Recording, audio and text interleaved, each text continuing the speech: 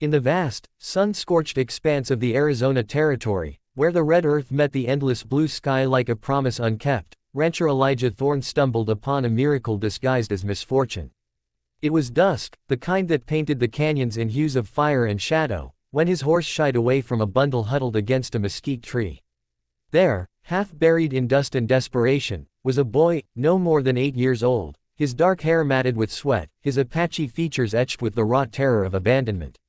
Elijah, a widower himself, whose calloused hands had buried dreams alongside his late wife, felt a tug in his chest that no lasso could wrangle. Without a word, he scooped the child up, wrapping him in his weathered coat, and rode back to his modest ranch, where the wind whispered secrets through the cottonwoods. Elijah's life had been one of quiet solitude since losing Mary to the fever 5 years prior. His ranch, a sprawling spread of cattle and corn, was his sanctuary, built on the sweat of his brow and the unyielding spirit of the frontier. He had no children of his own, no kin to call upon, just the loyal hands who worked the land and the memories that haunted his nights. That evening, as he fed the boy warm stew by the flickering lantern light, the child's eyes, wide and wary, met his own. "What's your name, son?" Elijah asked gently, his voice rough like gravel but softened by an innate kindness. The boy whispered, "Taza," a name that carried the weight of ancient winds. Elijah nodded, no questions asked about how or why. In that moment, he decided, this boy would not wander lost anymore. By morning, he had already begun the quiet process of adoption in his heart, vowing to teach Taza the ways of the ranch, to give him a home where roots could grow deep. The next day dawned with a crispness that belied the heat to come, and Elijah rose early to tend the herd. Taza, still silent but less afraid, trailed behind him like a shadow learning to stand tall. As they mended a fence near the property's edge, a figure emerged from the shimmering horizon, a woman on horseback, her silhouette graceful against the rising sun. She was Apache, her long black hair cascading like a raven's wing, her face a masterpiece of resilience and beauty, marked by the subtle lines of sorrow. She dismounted with the poise of someone who had faced storms and survived, her traditional deerskin dress adorned with beads that caught the light like stars fallen to earth.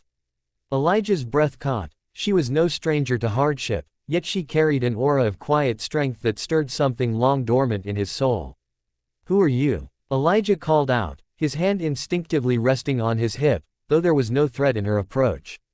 She stepped closer, her dark eyes locking onto Taza, who froze, a spark of recognition igniting in his gaze. "I am Nita," she said, her voice melodic yet firm, laced with the accent of her people. "And that boy is my son." The revelation hit Elijah like a sudden gust, unraveling the simple narrative he had woven overnight. Taza rushed to her side, burying his face in her skirt, and she knelt, embracing him with a tenderness that spoke volumes of their bond.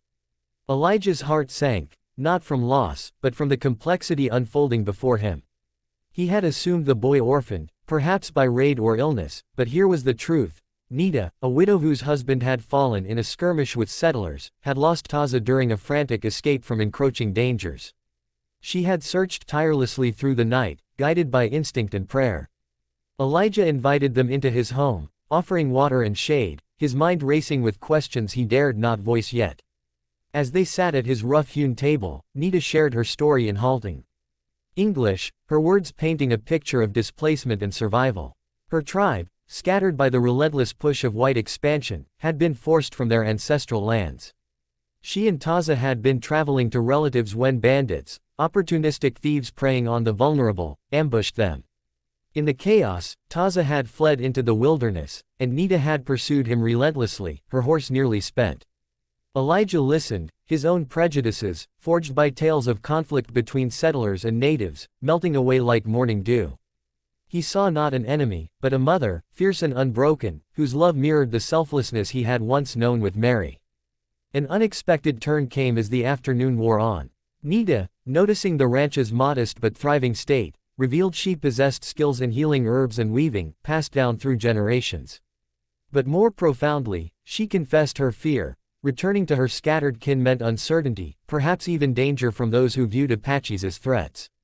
Elijah, grappling with his own loneliness, felt a profound realization dawn upon him. This was no mere coincidence, it was a crossroads of fates, an opportunity to bridge divides that had scarred the land. "Stay," he said impulsively, his voice steady despite the tremor in his chest. Both of you. The ranch is big enough, and Taza needs a safe place to grow. Nita's eyes widened, surprise mingling with suspicion. Why would you offer this? We are not your people. Elijah paused, his gaze drifting to a faded photograph of Mary on the mantel. Because kindness doesn't ask for kin. And maybe, in helping you, I heal a part of myself. The days that followed blurred into a tapestry of tentative trust. Taza flourished under Elijah's guidance, learning to rope calves and tend gardens, his laughter echoing across the fields like a bomb. Nita, initially wary, contributed her knowledge, teaching Elijah remedies for ailments that plagued his livestock, and in turn, learning the rhythms of ranch life. But tension simmered beneath the surface. Whispers from neighboring settlers reached Elijah's ears, warnings about harboring Indians amid the ongoing tensions of the Indian Wars. One evening, as storm clouds gathered, a group of rough men rode up, demanding to know why an Apache woman and child were on his land. Their family now, Elijah declared, standing firm, his rifle at his side but his words his true weapon. The confrontation escalated, words turning to threats, until Nita stepped forward, her presence commanding respect. She spoke of peace, of shared humanity, her eloquence disarming the intruders. In that moment, Elijah realized the depth of her wisdom, and the men, shamed by their own aggression, rode away. Yet the true emotional climax unfolded not in conflict, but in quiet vulnerability. One night, as thunder rumbled outside, Taza fell ill with a fever that mirrored the one that had claimed Mary. Elijah paced, helpless, his past grief resurfacing like a ghost. Nita, drawing on her ancestral herbs, brewed a potion intended to her son through the long hours. As dawn broke and Taza's fever subsided, Elijah collapsed beside them, tears streaming down his weathered face. I couldn't save her, he whispered, confessing his buried pain for the first time. Nita placed a hand on his shoulder, her touch gentle yet profound. You saved us, she replied. And in doing so, you show that compassion can rewrite even the saddest stories. Their eyes met, a spark of understanding igniting, a realization that love, in its many forms, could transcend barriers of culture and loss.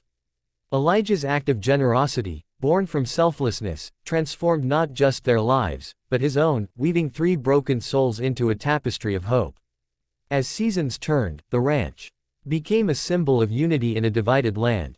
Elijah formally adopted Taza, with Nita's blessing, and in time, a quiet romance blossomed between him and Nita, rooted in mutual respect and shared dreams. Neighbors, initially skeptical, witnessed the harmony and began to question their own biases, small acts of kindness rippling outward like pebbles in a pond. Taza grew into a young man who bridged worlds, teaching others the power of empathy. Elijah, once a solitary figure, found joy in the family he had chosen, proving that humanity's greatest strength lies in opening our hearts to the unexpected. In the end, their story whispered across the territory, a reminder that in a world fraught with division, one act of kindness can spark a chain of transformation. It leaves us inspired, hopeful that selflessness endures, binding us all in the unbreakable thread of our shared humanity. And so, under the vast Arizona sky, where red earth meets endless blue, miracles continue to unfold for those brave enough to embrace them.